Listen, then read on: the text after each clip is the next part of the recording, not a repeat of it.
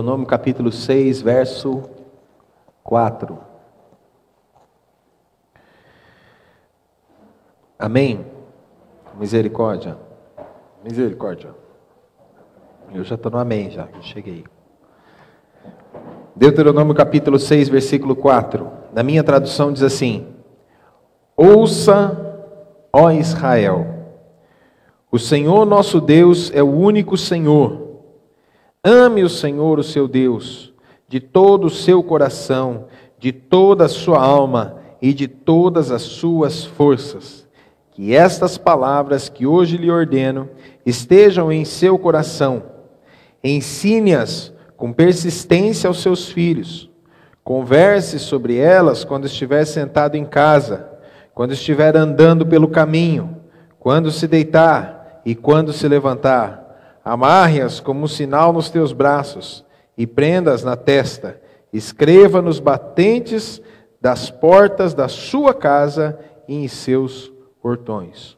Ouve, ó Israel, o Senhor nosso Deus é o único Senhor. Agora vá lá em Provérbios, depois de Salmos. Você abrir a Bíblia bem no meio, você acha o livro de Salmos, aí você vai um pouquinho para frente e encontra o livro de Provérbios. Capítulo 13. Versículo 22, Provérbios, capítulo 13, versículo 22.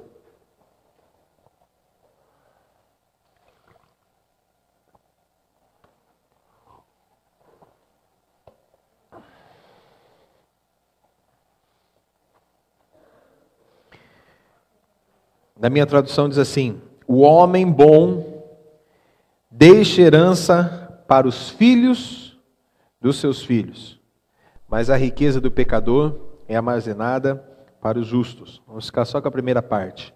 O homem bom deixa herança para os filhos de seus filhos. Amém. Vamos orar?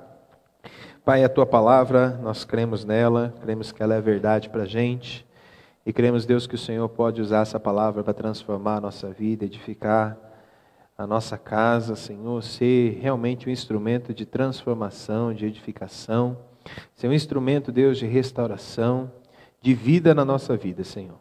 Por isso, Pai, em nome de Jesus, nós clamamos que o Senhor abençoe os nossos ouvidos e que o nosso coração seja uma terra boa, para que cada semente que cair, Senhor, possa frutificar 30, 60, 100 por um. Em nome de Jesus, nós te bendizemos, te adoramos, Senhor. Amém. O que é um legado? O que é um legado? É aquilo que eu fui no dicionário procurar e encontrei um legado, herança, aquilo que é deixado por testamento a quem não é herdeiro, forçoso ou principal. Também, em segundo lugar, é aquilo que é transmitido a outrem que vem a seguir. E a terceira informação que eu achei no dicionário, que é o que mais tem a ver com nós, é chamado de legado pio. Que significa o que o testador deixa para o bem da sua alma. O que o testador deixa para o bem da sua alma.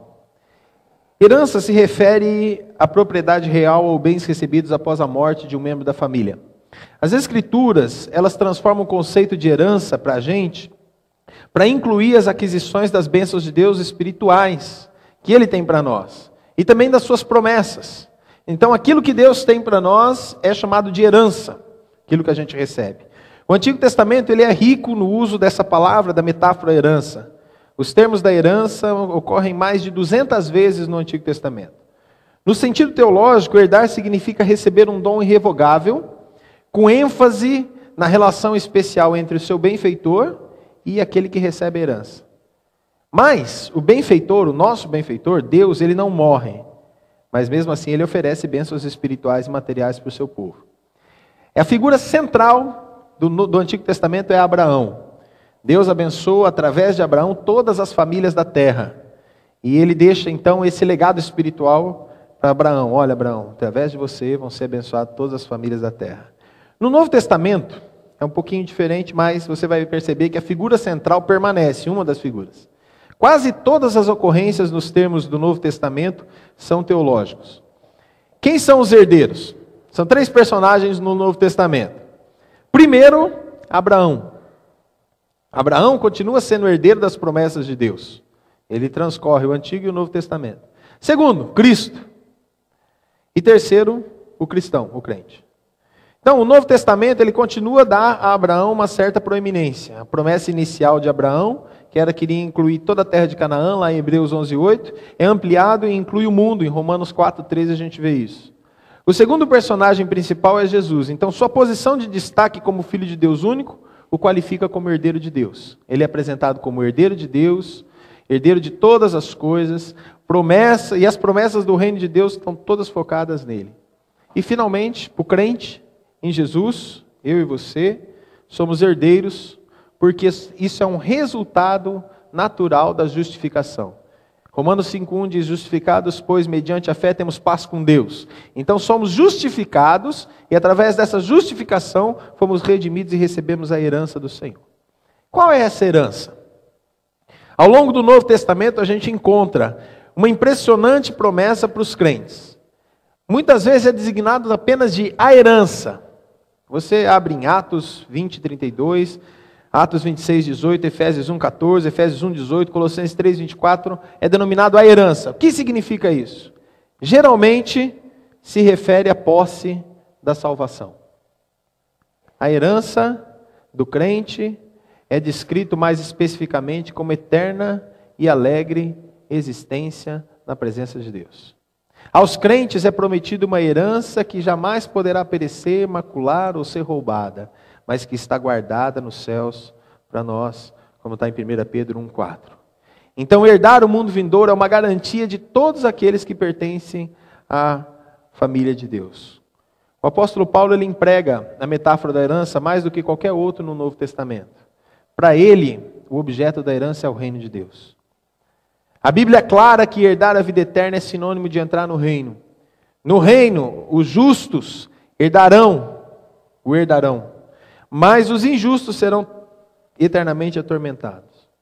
O conceito de herança do cristão se destaca pela dignidade do seu relacionamento com Cristo. Nós temos a herança, porque antes nós tivemos um relacionamento com Cristo. Legados, então, são presentes raros e especiais, a partir de uma pessoa para outra, de uma geração para a geração seguinte. Como cristão, nós devemos buscar deixar um legado duradouro, de piedade, para aqueles que vão vir atrás de nós. Eu queria perguntar para você, o que você tem deixado para os seus filhos? Aí você dizer, mas pastor, não tem filho ainda. Tudo bem. Mas só que você não constrói isso depois que você começa a tê-los. Você constrói isso antes, porque isso faz parte do seu caráter. Faz parte de você. O que você tem deixado para eles? Dinheiro? Posses? Um jovem advogado americano, um dos homens de mais sucesso na advocacia norte-americana, um dia ele disse qual foi o presente que mais impactou a sua vida. No Natal, o pai dele entregou uma caixa para ele, pequena, mas bonita, bem embrulhada, e dentro dessa caixa tinha um bilhete. E o bilhete dizia o seguinte: filho, eu estou te dando 365 horas do meu dia para você. 1 hora por dia, durante todos os dias do próximo ano. De 1 de janeiro a 31 de dezembro. Todos os dias, após o jantar, você tem 1 hora comigo. Nós vamos fazer o que você quiser. Jogar o que você quiser, brincar da forma que você quiser, fazer o que você quiser. E ele disse que aquela hora foi o presente mais especial que ele pôde receber em toda a sua vida. Era o tempo que o pai tinha para ele. O pai era exclusivo dele. Que coisa interessante. O que você tem deixado para os seus filhos? Eu quero falar nessa noite sobre 3 condições para a gente deixar um legado duradouro para os nossos filhos. Uma herança que dure no coração deles. Algo que possa fazer com que eles venham a se lembrar constantemente, mesmo depois que a gente for embora. Porque todo mundo aqui, sem exceção, se Jesus não voltar antes, como eu disse domingo passado, vai ser comida de minhoca. Né? Então não tem jeito. A gente vai morrer mesmo. No último dia a gente vai ressuscitar, o corpo vai ressuscitar glorificado. Mas se Jesus não voltar, diga para a pessoa que está ao seu lado assim: você vai. Viu? Se Jesus não voltar, meu irmão, Então, o que você vai deixar? O que você vai deixar? Primeira coisa que você tem que deixar, para você deixar um legado duradouro, um legado que realmente permaneça. Primeiro, mantenha um bom caráter e uma boa conduta. Diga para a pessoa que está ao seu lado assim: mantenha um bom caráter e uma boa conduta. Amém? Provérbios capítulo 22, versículo 1. Olha só o que diz o texto. Provérbios 22, 1. A boa reputação vale mais do que grandes riquezas. Desfrutar de boa estima vale mais que prata e ouro. Outra tradução diz assim: vale mais ter um bom nome do que ter muitas riquezas. Ser estimado é melhor do que as riquezas e do que o ouro. Nos dias que a gente tem vivido, isso é um artigo raro. Nós temos vivido dias de vácuo moral. Eu não sei se você tem percebido, mas as pessoas hoje, elas estão buscando muito mais pessoas de caráter. Seja para onde for, as firmas, elas estão procurando pessoas que expressem caráter. E o que eu fico mais triste é que quando eu converso com alguns empregadores, você fala para eles assim: olha, tem um serviço e tal. A pessoa diz assim: é crente? É.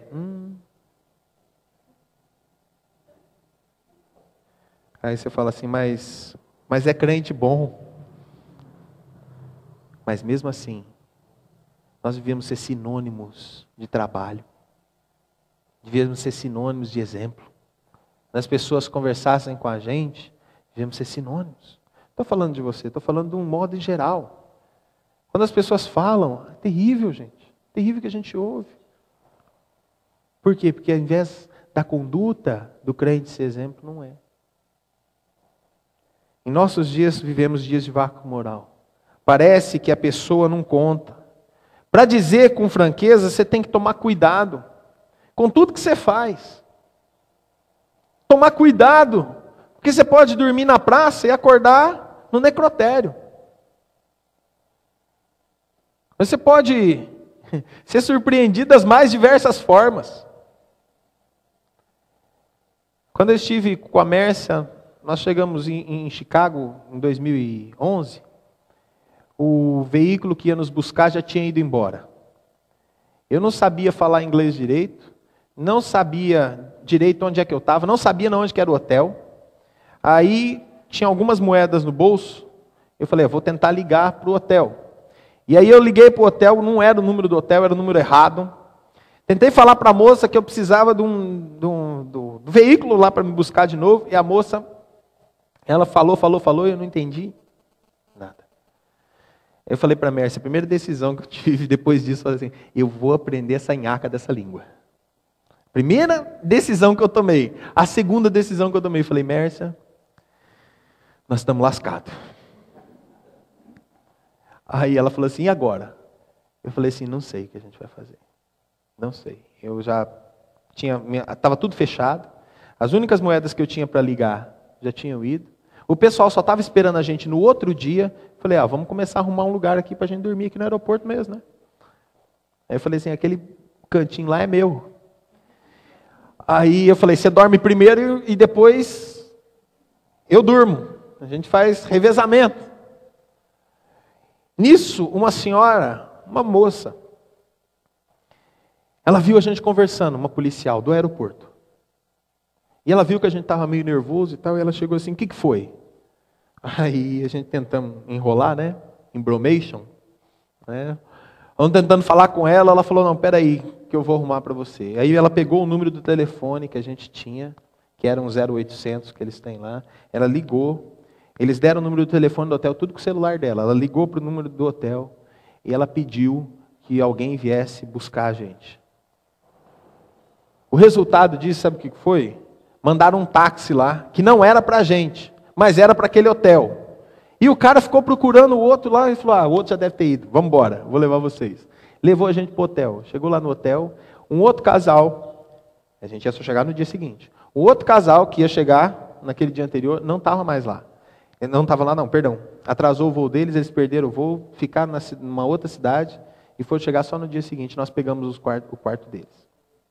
Então foi tudo a mão de Deus mesmo. Mas o que eu quero destacar para você é o seguinte. Na hora que eu vi aquela mulher chamando a gente para conversar, eu falei assim, Deus, ela pode fazer o que ela quiser com a gente. Ela pode mandar a gente para onde a gente quiser. Se ela mandar a gente para o mau caminho, a gente não vai saber para onde está indo. Mas ela foi muito solícita com a gente. Existe gente de bem ainda nesse mundo. Nós temos que agradecer ao Senhor, porque ainda existe gente boa.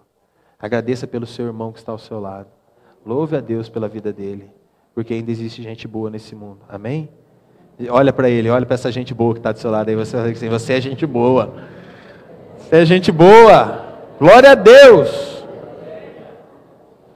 Sabe, irmãos? Aparentemente, hoje, não há nenhum problema em ficar na política e roubar. Aparentemente, hoje, não há nenhum problema em receber propina. Aliás, quem não recebe propina é trouxa, é idiota, é besta. Ô meu, todo mundo faz isso. Mas você não é todo mundo.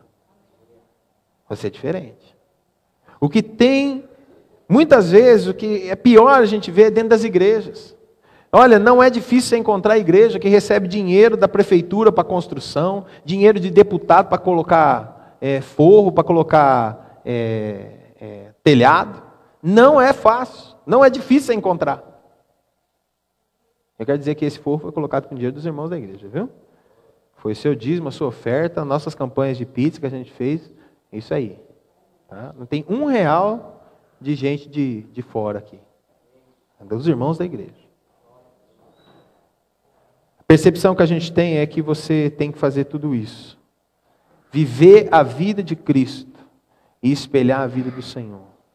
A realidade é que você precisa fazer as coisas que a Bíblia manda você fazer. E desfrutar das bênçãos de Deus. Em 2 Pedro, capítulo 1, versículo 5, diz assim, e por isso mesmo, dando toda diligência, acrescentai à vossa fé a virtude, que significa excelência moral ou caráter. Você tem que acrescentar à sua fé a virtude. Não é só crer em Cristo, mas é começar a andar direito. Não é só crer em Cristo, mas é largar de fazer cambalacho. Não é só crer em Cristo, mas é largar de ser sem vergonha. Porque tem muita gente que crê em Cristo, acredita, olha, Jesus morreu por mim, eu creio, eu acredito, mas continua vivendo a mesma vidinha que vivia antes. Não é assim. Se realmente você entregou o coração a Jesus, você vai demonstrar isso nas suas ações, nas suas práticas. Mantenha um bom caráter. Mantenha uma boa atitude, se você quer ver os seus filhos nos caminhos do Senhor. 1 Pedro 1,5 diz assim, mas também, como é santo aquele que vos chamou, por isso também sejam santos em todo o vosso procedimento. Ou seja, na sua conduta, porque está escrito, sede santos porque eu sou santo. Nós temos que ser santos no nosso procedimento. Nós colocamos uma grande quantidade de valor sobre a reputação. Mas há uma diferença entre reputação e caráter. A reputação é aquilo que você deveria ser. Caráter é aquilo que você é. Reputação é o que você tem quando você vem. Caráter é o que você tem quando você vai embora. Reputação é feita de um momento. Caráter é construído numa vida inteira. A reputação cresce como um cogumelo. Um dia nasce, o outro morre. O caráter, ele cresce como um carvalho. A sua reputação é aprendida em 1 hora. O seu caráter não vem à luz dentro de 1 ano. Demora. A notícia do jornal dá a sua reputação. Uma vida de trabalho dá o seu caráter. Reputação faz de você rico ou pobre. Caráter te faz feliz ou infeliz. A reputação é o que os homens dizem de você na sua lápide. Caráter é o que os anjos dizem de você diante do trono de Deus. Sua reputação é o que os homens pensam que você é. O seu caráter é o que Deus sabe que você é.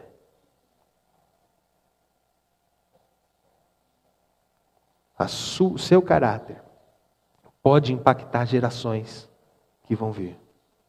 O seu caráter. Quero dar um exemplo de 2 homens. O primeiro homem é chamado Max Jungs. Ele não acreditava em Deus. E ele se casou com uma mulher da mesma opinião. Da união deles vieram 1.026 descendentes. Estudos mostraram que 300 deles morreram ainda jovens. 100 foram enviados para a penitenciária. 190 foram viciados em drogas. 100 bêbados. E a família custou ao estado de Nova York $1.100.000 por causa dessas dependências. Outro homem que acreditava em Deus, tinha sua formação cristã, se casou com uma moça de um caráter semelhante. Dessa união vieram 729 descendentes. 300 se tornaram pastores. 65 se tornaram professores universitários. 13 reitores de universidades. 6 escritores. 3 congressistas. E 1 vice-presidente norte-americano. Existe uma diferença. Quando o caráter é bom e quando o caráter é ruim. Um bom pai vai deixar a sua marca em seus filhos para o resto da vida. Quem disse isso foi James Dobson. Eu queria que você abrisse comigo em 2 Crônicas, capítulo 17. 2 Crônicas, capítulo 17.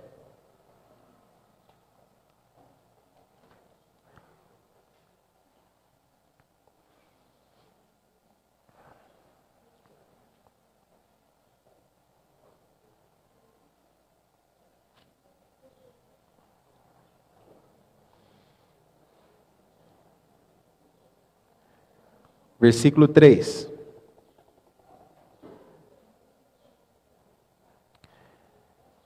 O Senhor esteve com Josafá porque em seus primeiros anos ele andou nos caminhos em que seu predecessor Davi tinha seguido. Não consultou os Baalins, mas buscou o Deus de seu pai e obedeceu os seus mandamentos e não imitou as práticas de Israel.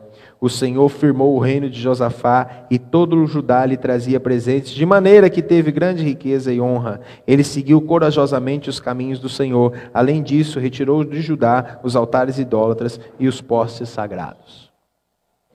Esse homem era filho de um rei chamado Asa. E se você ler a história de Asa um pouquinho atrás, vai ver que a história desse homem não tinha nada de louvável. Ele tinha tudo para dar errado. Era aquele cara que tinha tudo para dar errado, entendeu?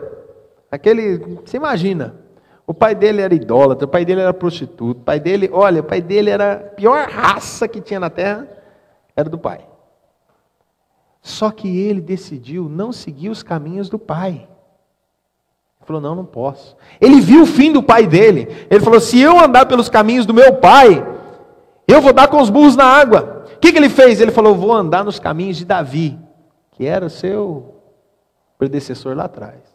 Eu vou andar nos caminhos de Davi, porque os caminhos de Davi são justos, os caminhos de Davi são honestos, e se eu fizer o que Davi fez, o Senhor vai estar comigo. Dito e feito.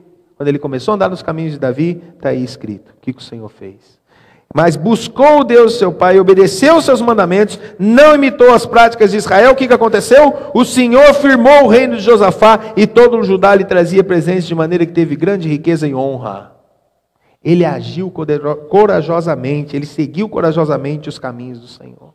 Não é fácil a gente andar nos caminhos do Senhor. É preciso ter coragem para andar nos caminhos de Deus. É preciso ter coragem para dizer não para a propina. É preciso ter coragem para dizer não ao dinheirinho fácil. É preciso ter coragem de dizer para as pessoas o seguinte, eu sirvo a Deus, um Deus vivo que morreu por mim e ressuscitou. É preciso ter coragem para dizer isso. Nós não andamos segundo o curso desse mundo, nós andamos de maneira diferente. Precisa ter coragem. Segunda coisa, mantenha a sua fé em Deus. Para você ter uma atitude, para deixar um legado para os seus filhos, a segunda coisa que você tem que fazer é manter sua fé em Deus. O texto que a gente leu, Deuteronômio capítulo 6, versículos 6 e 7, diz exatamente isso. Ele diz o quê? Que todas essas palavras que hoje ordeno estejam em teu coração. As palavras que o Senhor ordenou a Israel tinham que estar em primeiro onde? No coração do povo, no coração dos pais, porque os pais iriam transmitir para os filhos. Os pais iriam ministrar aos filhos. Estou trabalhando numa pesquisa junto com o pessoal da Universidade da Família, lá de Pompeia. Eu estive lá na quinta-feira com eles, Nós estávamos cerca de 20 pessoas lá, tinham vários pastores reunidos da região, e a gente começou a conversar sobre o que nós vamos fazer, o que nós vamos perguntar. A pesquisa é com referência à família na igreja. O que nós vamos perguntar para as famílias? O que a gente quer saber das famílias? E eles começaram a levantar várias questões. Sabe o que a gente tem visto? O que nós temos percebido, como líderes, pastores e outros líderes? A gente tem percebido o seguinte, que a família na igreja ela até é funcional. Ela tem a sua funcionalidade. Tem pai, mãe, filhos, etc. Mas ela tem atitudes disfuncionais. Porque ela não vive o que é ministrado na igreja.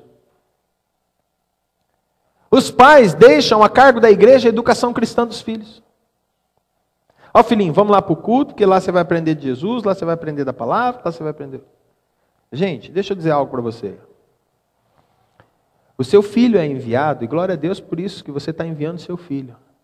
Mas a educação cristã é responsabilidade sua. Veja bem, aqui eles recebem uma dose como você está recebendo. Mas se você não se alimentar com a palavra, se você não comer isso aqui, se você não buscar a Deus, quem disse que você vai andar dos caminhos do Senhor? Um culto de domingo não basta não. Você come uma vez por semana? Você almoça uma vez por semana? Você janta uma vez por semana? Você toma café da manhã uma vez por semana? Ou é todo dia que você toma café, almoça e janta? A Bíblia é a mesma coisa, a vida cristã é a mesma coisa. Não adianta você orar uma vez por semana e ouvir a palavra uma vez por semana e achar que está bom, não está. Meu querido, você tem que alimentar a sua vida espiritual. E com as crianças é a mesma coisa. Você quer que elas cresçam no caminho do Senhor? Alimente a vida espiritual delas. Você quer que elas andem no caminho do Senhor? Alimente a sua vida espiritual. Começa com você, pai. Não deixe as responsabilidades para os professores. Os professores simplesmente estão para auxiliar aquilo que você tem ensinado na sua casa. Pastor, não sei como fazer. Então, procure. Procure pastor, procure líder de célula. Fala assim, não sei o que eu vou ensinar para o meu filho. A gente vai te ensinar, a gente vai te dar as ferramentas. Mas você, em nome de Jesus, tome essa posição de ensinar os seus filhos. Ensina a criança, ensina os seus filhos. Atanásio, bispo de Alexandria, ele lutou bravamente contra os ensinos de Ário, que declarou que Cristo não era filho eterno de Deus, mas era um ser subordinado. Atanásio foi perseguido durante 5 anos, mas ele foi fiel, ele foi finalmente convocado perante o imperador Teodósio, que exigiu que ele deixasse de se opor a Ário. Falou assim, não, para com isso, vamos botar uns panos quentes nisso aí e tal. Precisa perseguir Ário. Sabe o que ele respondeu? O imperador virou para ele e perguntou assim, você não percebe que todo mundo está contra você? Sabe o que Atanásio respondeu? Então, eu sou contra o mundo.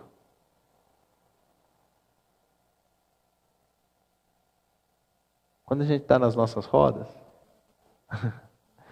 muitas vezes é rodas escarnecedores, as pessoas falam assim, você não percebe que está todo mundo contra você?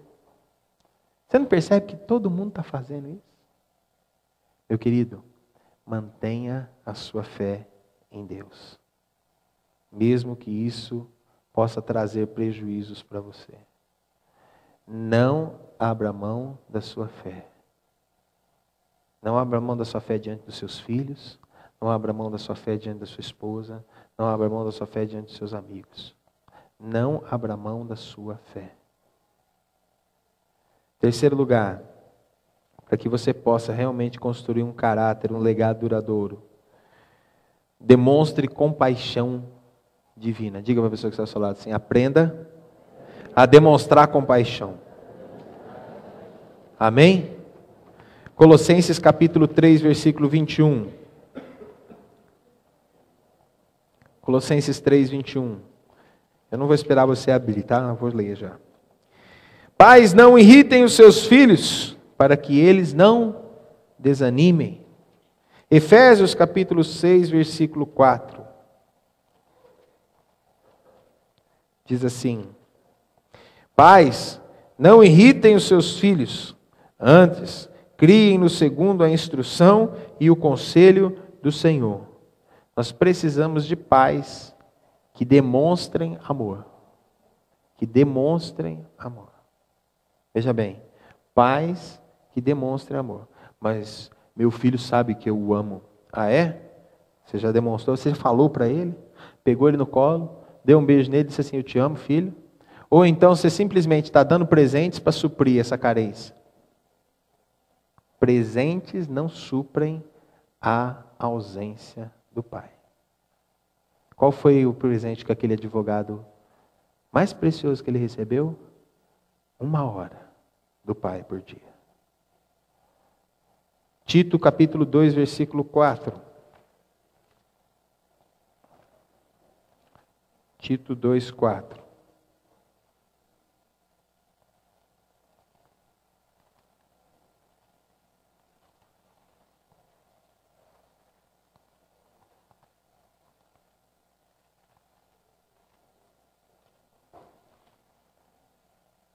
O apóstolo Paulo, dando orientação a Tito, ele diz o seguinte: assim, poderão orientar as mulheres as mais jovens a amarem seus maridos e seus filhos, a serem prudentes e puras, a estarem ocupadas em casa e serem bondosas e sujeitas aos seus maridos, a fim de que a palavra de Deus não seja difamada.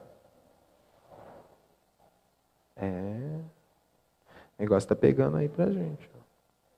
Ao versículo 3. Semelhantemente, ensine as mulheres mais velhas a serem reverentes em sua maneira de viver, a não serem muito caluniosas, nem escravizadas a muito vinho, mas a serem capazes de ensinar o que é bom. Capaz de ensinar o que é bom. Capaz de ensinar o que é bom. Uma das principais razões que as pessoas possuem falsas percepções de Deus é que a nossa tendência em não mostrar o amor de Deus e a compaixão que Ele tem. As pessoas não conhecem a Deus, não é porque Deus não se revelou para elas, não. É porque nós não estamos cumprindo nosso papel. Nós não estamos fazendo o que a gente deveria fazer. Gálatas capítulo 5, versículo 13, diz assim: irmãos, vocês foram chamados para a liberdade, não use da liberdade para dar ocasião à vontade da carne, ao contrário, sirvam uns aos outros mediante o amor. Toda a lei se resume num só mandamento: ame o seu próximo como a si mesmo. Mas, se vocês se mordem e se devoram uns aos outros, cuidado para não se destruírem mutuamente. Você não vai morder o seu irmão agora. Certo? Graças a Deus por isso. Mas tem hora que dá vontade de morder. O que você vai fazer? A Bíblia diz o quê? Cuidado para não se destruir. O que a Bíblia fala? Que é para a gente permear todos os nossos atos com amor. Irmãos, nós temos a tendência a acreditar que Deus vai nos tratar como os outros fazem. Isso ocorre porque muitas vezes as imagens negativas de Deus são enraizadas nas nossas feridas emocionais. Nós precisamos aprender a tratar os nossos filhos com amor. E não só os nossos filhos, as pessoas que estão próximas de nós. Porque os nossos filhos veem as nossas atitudes. Mostre amor e compaixão. Nós somos chamados para isso, como homens e mulheres de Deus. Amém? Vamos orar? Pai, existe um legado que foi deixado por nós. Para nós por Cristo. E, Senhor, nós temos que andar nesse caminho. Porque esse caminho, Senhor, é que vai fazer com que a gente possa mostrar aos outros que cremos no Senhor. Pai, nos ensina como pais a demonstrarmos amor para os nossos filhos, como eles de fato merecem. Ensina-nos como pais, Senhor, a sermos melhores. Nos dê estratégias para estarmos com os nossos filhos. Nos dê capacidade de ensinar o que é bom para eles. Senhor, muitas vezes a gente não consegue ensinar o que é bom porque nós estamos perdidos nos nossos delitos, nos nossos pecados, nos nossos erros. Muitas vezes não conseguimos ensinar porque não fomos ensinados. Eu quero te louvar, Deus, pelas coisas boas que cada pai ensinou para cada filho aqui. E pedir, Deus, que aquelas coisas ruins que ficaram como imagens, que o Teu Espírito Santo possa suprir e apagar. Que o Teu Espírito Santo possa curar, Senhor, em nome de Jesus. Não somos perfeitos, não seremos perfeitos, mas queremos, Deus, que o Teu Espírito Santo nos conduza. Porque se vivemos no Espírito, devemos andar também no Espírito. Nos abençoa, Deus, para sermos pais melhores. Faz de nós, Senhor, pais e mães abençoados por Ti, que possa ensinar aos nossos filhos aquilo que eles devem aprender e andar nos Teus caminhos, Senhor. E que os filhos, Pai, possam honrar os seus pais, possam ser respeitosos, possam em tudo, Senhor, estar realmente honrando seus pais, porque um dia eles virão ser pais também. E Pai, que em nome de Jesus eles possam, Senhor, passar aos seus filhos aquilo de bom que aprenderam de nós. Em nome de Jesus nós oramos. Amém, Senhor. Amém.